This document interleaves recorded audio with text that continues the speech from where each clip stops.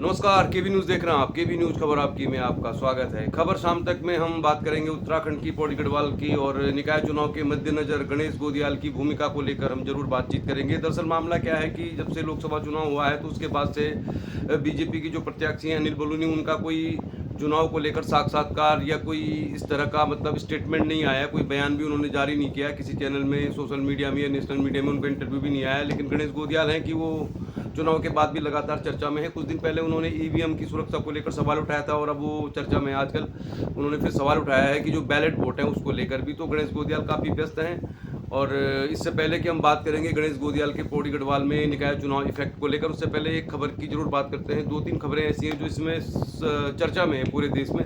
तो सबसे ताज़ा जो खबर भी आ रही है तो वो आ रही है हरियाणा से। हरियाणा में भारतीय जनता पार्टी की सरकार है, कोalition गवर्नमेंट है और वहाँ पर 3 निर्दलीय विधायकों ने समर्थन वापस ले लिया है बीजेपी से और उन्होंने समर्थन दे दिया है कांग्रेस पार्टी को। तो 45 विधायकों की ज़रूरत होती है हरियाणा में सरकार बनाने के लिए, बहुमत के लिए। वहाँ पर अब बीजेपी के पास थे 43 विधायक। इस खबर से जुड़ी हुई खबरें आप नेशनल मीडिया के किसी चैनल में देख लें, लेकिन ये खबर आई है अभी कि 3 निर्दलीय विधायकों ने समर्थन वापस ले लिया है। काफ़ी क्लोज मामला था वहाँ पे और उस खबर को आप विस्तार से देखेंगे तो नेशनल मीडिया में ये खबर छाई हुई है। इसके अलावा अरविंद केजरीवाल की खबर आज नेशनल मीडिया में चर्चा में है। क्या है पूरा मामला आपको बताते हैं। दरअसल अरविंद केजरीवाल को हिरासत में लिया है ईडी ने और हिरासत में लेने के बाद उनके जो वकील हैं सुप्रीम कोर्ट पहुंचे थे कि उनकी जो गिरफ्तारी हुई है वह अवैध है। उसमें मतलब बहुत सारा उन्होंने उनकी गिरफ्तारी को लेकर सवाल उठाया था कि चुनाव से एन पहले उनकी गिरफ्तारी हुई है। तो अब सुप्रीम कोर्ट उनको इस तरह की छूट देने वाला था कि अंतरिम जमानत उनको मिल जाए फिलहाल, यानी कि चुनाव के दौरान अरविंद केजरीवाल को चुनाव प्रचार करने का मौका मिलने के लिए आज मामला कोर्ट में था, सुप्रीम कोर्ट में। लेकिन आखिरी समय में सुप्रीम कोर्ट की बेंच छूट गई, मतलब इस पर फैसला सुरक्षित है। हालांकि ईडी और अभिषेक मनु सिंघवी जो वकील है अरविंद केजरीवाल के, उनके बीच जोरदार बहस हुई और अब फैसला सुरक्षित है, यानी कि 9 तारीख को इस पर फैसला आ सकता है। हालांकि सुप्रीम कोर्ट ने ये जरूर कहा है इस बहस के दौरान कि अरविंद केजरीवाल को चुनाव प्रचार करने से क्यों रोकना चाहती है ईडी, क्योंकि मूल मामले पर इससे कोई फर्क नहीं पड़ेगा। ये एक फौरी राहत होगी, क्योंकि चुनाव 5 साल में एक बार होते हैं तो उनको मौका मिलना चाहिए चुनाव प्रचार करने का। बल्कि और साथ में शर्त रखी है उन्होंने कि वो सीएम ऑफिस नहीं बैठेंगे, सरकारी काम में कोई हिस्सा नहीं लेंगे। लेकिन फैसला आखिरी समय में सुरक्षित रख लिया गया, मतलब इसमें फैसला होना था आज, लेकिन आखिरी समय में बेंच उठ गई और संभव था 9 तारीख को इसमें फैसला हो सकता है कि क्या अरविंद केजरीवाल को फौरी राहत, अंतरिम जमानत मिलेगी चुनाव प्रचार के लिए। ये खबर नेशनल मीडिया में छाई हुई है। तीसरे चरण का मतदान समाप्त हो गया है और उत्तर प्रदेश में 55% के आसपास मतदान हुआ है 5 बजे तक। और पूरी खबरें आप नेशनल मीडिया में देखेंगे किस किस तरह का मतदान हुआ। लेकिन कर्नाटक का चुनाव बहुत इंपॉर्टेंट है। कर्नाटक में उत्तरी कर्नाटक की 14 लोकसभा सीटों में मतदान हुआ आज और ये 14 की 14 सीटें इस समय बीजेपी के पास है। 2019 में भारतीय जनता पार्टी ने ये 14 सीटें जीती थी। और जिस तरह से वहाँ पे एक सेक्स स्कैंडल, सेक्स क्राइम हुआ है, पूर्व प्रधानमंत्री के पोते के बहुत सारे वीडियो वायरल हुए हैं और वो जर्मनी चले गए, तो उस मामले से क्या इन 14 सीटों में फर्क पड़ेगा, ये देखने वाली बात होगी और इसका फैसला होगा 4 जून को। चलिए फिर अब बात करते हैं पौड़ी गढ़वाल की और खासतौर पर कोटद्वार की। निकाय चुनाव को लेकर हम आपको लगातार खबरें दे रहे हैं, तो संभवतः ये निकाय चुनाव जो होने हैं वो 4 जून के बाद ही होने।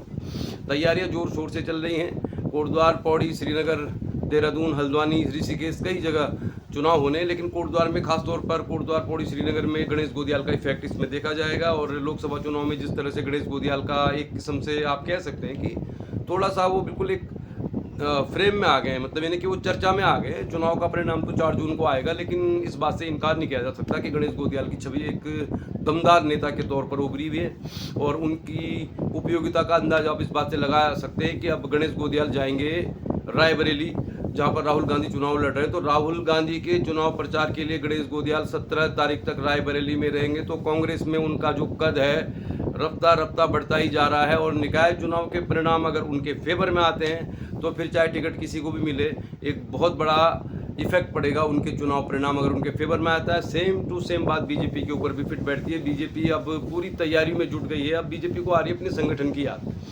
मतलब इस समय पूरे उत्तराखंड में जहाँ जहाँ निकाय चुनाव होने हैं वहाँ पर बीजेपी की मीटिंगें चल रही हैं। कल कोटद्वार में भी कार्यालय में एक मीटिंग हुई है, बीजेपी के जिलाध्यक्ष वीरेंद्र रावत ने मीटिंग ली है। इसमें तमाम जो संभावित मेयर के प्रत्याशी थे वो मौजूद थे, पूर्व विधायक शैलेंद्र रावत भी मौजूद थे और तमाम जो लोग पार्षद का चुनाव लड़ना चाहते हैं वो लोग भी इसमें मौजूद थे। तो निकाय चुनाव को लेकर हलचल तेज है और इस मीटिंग में खास तौर पर इस बात पर चर्चा की गई, मतलब एक डिसिप्लिन की बात की गई और इस तरह की चर्चा हुई कि अब संगठन ही सब कुछ है। मतलब इस तरह का संदेश देने की कोशिश की गई जिस तरह पिछले चुनाव में भीतरघात हुआ था।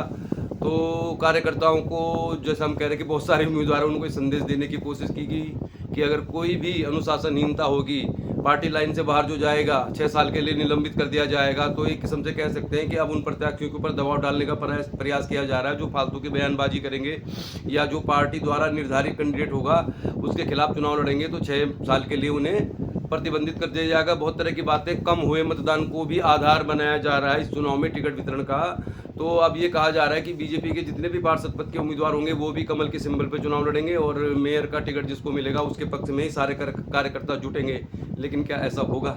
इसकी संभावना बहुत ज़्यादा नहीं है। निकाय चुनाव में बहुत कुछ ऐसा होगा जो खेल होगा और ज़्यादा संभावना है कि नए खिलाड़ी ही इसमें इस बार निकाय चुनाव में उतरेंगे। तो चूंकि अब सब उभरते हुए नेताओं को लग रहा है कि पूर्व विधायक शैलेंद्र रावत हो या पूर्व काबीना मंत्री सुरेंद्र सिंह नेगी की पत्नी हेमलता नेगी संभवतः चुनाव लड़ें या ज़्यादा संभावना है कि न लड़ें। फिर नए खिलाड़ी जोश में हैं तो बहुत सारे खिलाड़ी इस मैदान में कूदेंगे। लेकिन बीजेपी के संगठन के जिलाध्यक्ष ने मीटिंग ले ली और उन्होंने साफ तौर पर कहा है कि चुनाव जो लड़ना चाहते हैं वो अपना आवेदन जरूर कर सकते हैं, लेकिन गलत बयानबाजी नहीं होनी चाहिए, भीतरघात नहीं होनी चाहिए। पार्टी के खिलाफ जो जाएगा 6 साल के लिए निलंबित कर दिया जाएगा। तो दबाव बढ़ रहा है और चूंकि जिस तरह से स्थिति है इस समय पौड़ी गढ़वाल की संसदीय सीट में बीजेपी की, उसको लेकर मतलब ऐसा माना जा रहा है कि काफ़ी क्लोज है। तो इसका इफेक्ट दिखाई देगा निकाय चुनाव में।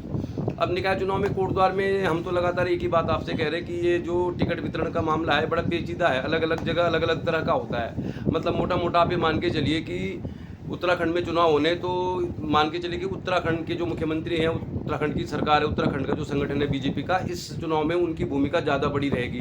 लोकसभा चुनाव में तो ऐसा हुआ नहीं। हम नहीं मानते कि बीजेपी के संगठन आज जरूर दावा कर रहे कि जी आपको बाहर कर देंगे, ये कर देंगे, लेकिन लोकसभा चुनाव के मद्देनजर अगर किसी संगठन से बात हुई होगी या किसी कार्यकर्ता से बात हुई होगी प्रत्याशी के लिए, इसकी तो कोई संभावना नज़र नहीं आती। और अब 4 जून में जब चुनाव का परिणाम आएगा, चाहे वो परिणाम अनिल बलूनी के पक्ष में आए चाहे गणेश गोदियाल के पक्ष में आए, पर बीजेपी के पास इसमें पाने के लिए बहुत कुछ नहीं है। अगर एक बहुत लिटिल मार्जिन से बीजेपी जीत भी जाती है तो उन तमाम क्षेत्रों की समीक्षा की जाएगी जहाँ पर बीजेपी के पार्षद हैं या बीजेपी के संगठन के लोग हैं। बहुत सारी चीज़ें हैं जिसको बीजेपी गौर करेगी और इसका इफेक्ट साफ दिखाई देगा। कांग्रेस पार्टी में एक बड़ा अजीब सा मामला है। कहने को तो कांग्रेस पार्टी में बहुत सारे दावेदार हैं। मतलब एक बात और मैं आपको पहले क्लियर कर दूं कांग्रेस पार्टी की बात करने से पहले कि कोटद्वार में इसमें कोई मुद्दा नहीं है। मतलब कोटद्वार में लालडांग मोटर मार्ग और मालन पुल का शून्य की गति से चल रहा काम, कड़वाश्रम, लालडांग मेडिकल स्कूल, इंस्टीट्यूट, सड़क ये कोई मामला ही नहीं है। ये चुनाव एक महज IPL की तरह खेल है जिसमें किसी की प्रतिष्ठा नहीं जुड़ी हुई है। जिस तरह इंडियन प्रीमियर लीग होता है उसमें किसी देश से कोई मतलब नहीं है, बस एक टूर्नामेंट है, कोई चौके मारा, कोई छक्के मारा, कौन सी टीम जीत जाएगी, कौन सी टीम कितने मैच खेल रही है, कुछ मतलब नहीं है। और जुआ खेलने का एक बहुत बड़ा माध्यम भी बन गया है ड्रीम 11 के जरिए। ये चुनाव भी एक किस्म से जुआ ही है। इससे कोटद्वार का कुछ भला होने वाला नहीं है, क्योंकि जितने भी खिलाड़ी इस मैदान में उतरेंगे उनको सिर्फ इस बात की चिंता है कि कैसे उनका टिकट कंफर्म हो जाए और कैसे उसके बाद चुनाव की सेटिंग की जाए, कितना खर्चा आएगा, कैसे व्यवस्था करनी है, कैसे किसको पटाना है, बहुत सारी चीज़ें, यही मुद्दा है। कोटद्वार का विकास इसमें मुद्दा नहीं है और हमारे लिए कोटद्वार एक मुद्दा है। हम ये मानते हैं कि कोटद्वार भाबर में रहने वाला हर इंसान कोटद्वार भाबर को एक बहुत बेहतर दिशा में ले जाना चाहता है। एक अच्छा शहर बनेगा, प्रवेश द्वार कोटद्वार। तो पौड़ी गढ़वाल के हज़ारों लोग जो यहाँ पर आके बसे थे उनको एक बेहतर सुविधाएं मिलेंगी जिसकी उम्मीद में आए थे, लेकिन अब राजनीति का शिकार हो गया। इस पर तो हम बाद में डालेंगे कोई खबर आपको कि आखिर कोटद्वार में इस तरह की राजनीति होती क्यों है कि जिसमें काम की कोई बात ही नहीं होती।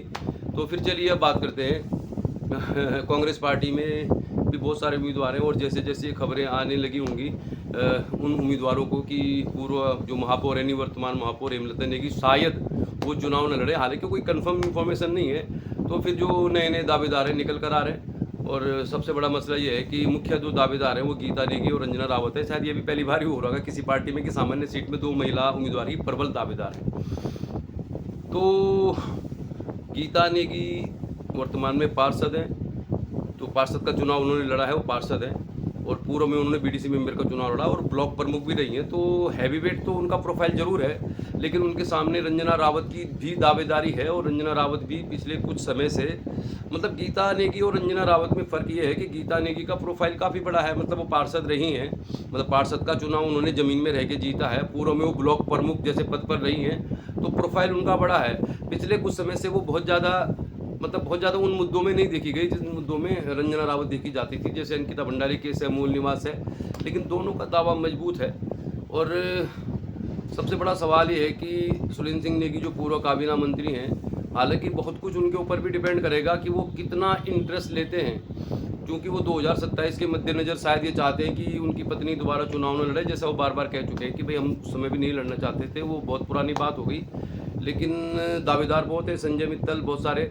तो गीता नेगी और रंजना रावत में से किसको टिकट मिलेगा, इसमें पूर्व काबीना मंत्री की क्या भूमिका रहेगी, ये तो अभी आने वाले दिनों में मालूम चली जाएगा। लेकिन अगर गणेश गोदियाल के पक्ष में आता है पौड़ी गढ़वाल का जो चुनाव परिणाम है, तो फिर चुनाव कोई भी लड़े वो एक बहुत बड़ा फैक्टर होगा। वैसे भी कोटद्वार में विकास के नाम पे बहुत ऐसा काम नहीं हुआ है कि जिसको बीजेपी मुद्दा बनाएगी। और अगर गणेश गोदियाल के पक्ष में आता है या बहुत कम मार्जिन भी होता है, तो भी उनकी भूमिका रहेगी। मतलब वो एक स्टार प्रचारक के तौर पे आ सकते हैं इन निकाय चुनाव में, और निश्चित तौर पर वो प्रभावित करेंगे। और वो जरूर प्रभावित कर रहा। उन्होंने इस चुनाव में भी काफ़ी कुछ ऐसा किया कि वो चर्चा में है, और ऐसी खबरें आ रही कि बहुत सारे लोग उनको, मतलब पहली बार ऐसा हुआ कि किसी प्रत्याशी के खिलाफ बीजेपी ने कुछ भी दुष्प्रचार नहीं किया, मतलब कोई इस तरह का कमेंट नहीं आया, इस तरह का बयान नहीं आया। तो एक पौड़ी गढ़वाल की दशा और दिशा बदलने वाले नेता के तौर पर उभर रहे हैं गणेश गोदियाल। इस बात की कोई अभी गारंटी नहीं कह सकता कि गणेश गोदियाल ही जीतेंगे, लेकिन वो चर्चा में है। अब वो रायबरेली जा रहे हैं, तो निकाय चुनाव में लौटेंगे तो उनकी भी बहुत बड़ी भूमिका होगी। फिलहाल सारे प्रत्याशी जोर आजमाइश कर रहे हैं और उम्मीद कर रहे हैं कि बहुत जल्दी घोषणा हो जाएगी। लेकिन आपको बता भी देते हैं कि चुनाव लगभग 4 जून के बाद ही होने, तो वो वाला फैक्टर भी बहुत महत्वपूर्ण है जो रिजल्ट आएगा। फिलहाल प्रत्याशी अपना गुणा भाग लगा रहे, कुछ ग्राउंड में सक्रिय हैं, और हर किसी को मुकम्मल जहां नहीं मिलता, मतलब ज़रूरी नहीं है कि जो डिज़र्विंग है, जो काम कर रहा है, उसी को टिकट मिलेगा। अब ये राजनीतिक खेल ही ऐसा है, राजयोग भी इसमें होता है। चलिए फिर जब नाम डिक्लेयर हो जाएंगे तो फिर हम आपको कोटद्वार में राजनीति की कलंक कथा भी एक वीडियो डालकर बताएंगे जब टिकट डिक्लेयर हो जाएंगे, क्योंकि ये चुनाव कोटद्वार का है ज़रूर, पर कोटद्वार के मुद्दों की इसमें कोई बात होनी नहीं है, सारे समीकरण की बात होनी है। और आज का अपडेट फिलहाल यही है कि अब बिल्कुल बिगुल बज गया है। बीजेपी ने जब अपने संगठन से कह दिया है कि आप तैयारी करो, तो मान के चलिए आपकी चुनाव जून में होना ही होना है। हमारी चुनाव में नज़र है, उन प्रत्याशियों पर नज़र है जो चुनाव लड़ेंगे, उनका बैकग्राउंड, उन्होंने क्या किया, लेखा जोखा सब बताएंगे आपको। उसमें थोड़ा समय लगेगा। आज के लिए इतना ही। गर्मी बहुत है आजकल, तो घर पे ही रहें आप, क्योंकि गर्मी कोटद्वार में तो कम से कम बहुत ज़्यादा है। और 6 बजे बाद ही लोगों को राहत मिलती है, सुबह 7 साढ़े 7 बजे तक ही मौसम ठीक रहता है। जंगलों में आग लग रही है, और ऐसी भी खबरें आ रही कि मुख्यमंत्री जी चुनाव प्रचार में लगे हुए हैं। घर घर तक, मतलब कई गाँव तक भी आग पहुंच रही है।